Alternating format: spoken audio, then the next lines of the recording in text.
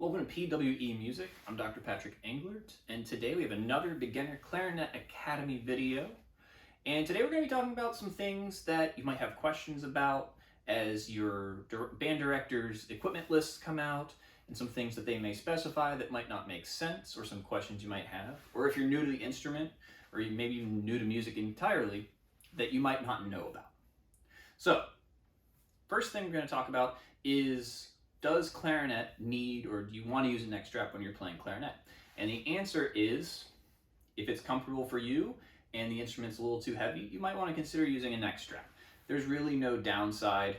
Luckily, a lot of band directors are coming around on allowing their clarinet students to use neck straps. For a long time, it was kind of frowned upon because, yeah, it's a smaller instrument, but especially with smaller people, it can still be heavy because you're resting all of that weight on your thumb, and especially when it's not in the crook of your thumb like that, it's out on this finger, you can really strain that thumb and it can be pretty uncomfortable.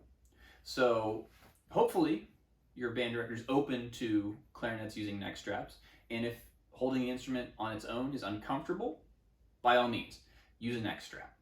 And generally what you're going to find is a small piece of leather that goes over the thumb rest that has a hook in it, so the neck strap can hook onto that. There are also some much fancier, high-tech things available to help alleviate the pressure on that thumb, but for beginners, a neck strap is a great solution. On to our second topic, synthetic versus cane reeds. Traditionally, clarinet uses a cane reed, which, much like wood, is going to shift and adjust depending on temperature and moisture. Synthetic reeds were developed to be more resistant to that, and so are thought to be a little bit more consistent. Regardless of what your director specifies, the biggest thing for beginners is finding a reed that's the right strength for you. Nowadays, a lot of synthetic reed companies give you a trial period where you can pick out a different reed and find one that's the right strength, which is important because they can be upwards of $30 or more per reed. With cane reeds, hopefully you can find a music store where you can buy a single reed of a specific size rather than an entire box and find one that's the right size. Your band director should give you a specification for probably a 2.5 as a good starting place, but that can quickly change depending on how much you're practicing and how quickly you're developing. Our third topic is mouthpieces. This piece right up here. So if there's one thing I recommend upgrading right away, even as a beginner, it's the mouthpiece. A good quality mouthpiece will make playing and learning that much easier. And if you buy smart, it'll be something that'll last for several years. Main reason for this is mouthpieces are made of hard rubber, which if you're renting an instrument or using a relative's old instrument, it may be degraded and not really in the same shape it was when it was new. Second, a lot of stock mouthpieces really aren't all that good for clarinet. It's kind of a problem with many clarinet manufacturers. The stock mouthpieces just really aren't going to help a beginner in the same way that a slight upgrade will. So if you're starting out and you're willing to invest just a little bit more at the beginning, a mouthpiece is definitely the way to go. The final thing we'll talk about today are private lessons.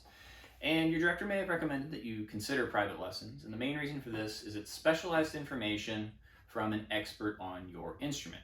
So directors are trained to know a little bit about all the instruments that they work with, but if they're not, in this case, say a clarinetist, they may not be able to address some of the difficulties or explain some of the higher level concepts as well or as efficiently as someone who is a clarinetist would be.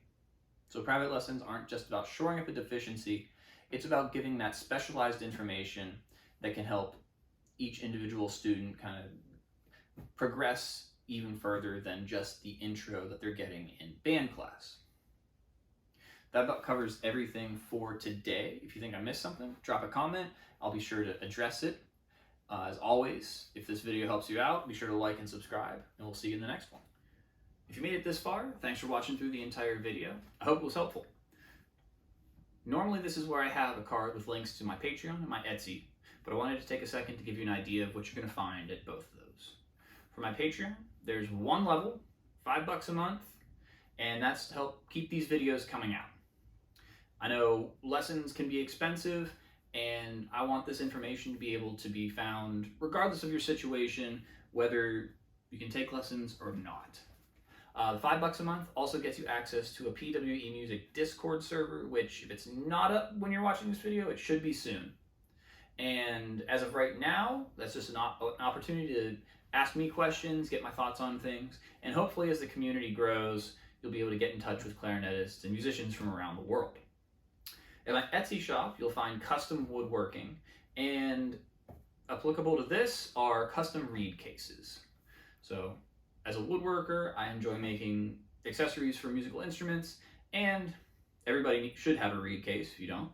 And not that you need to have a fancy custom one, but I do offer 3D printed reed cases as well as custom wood cases.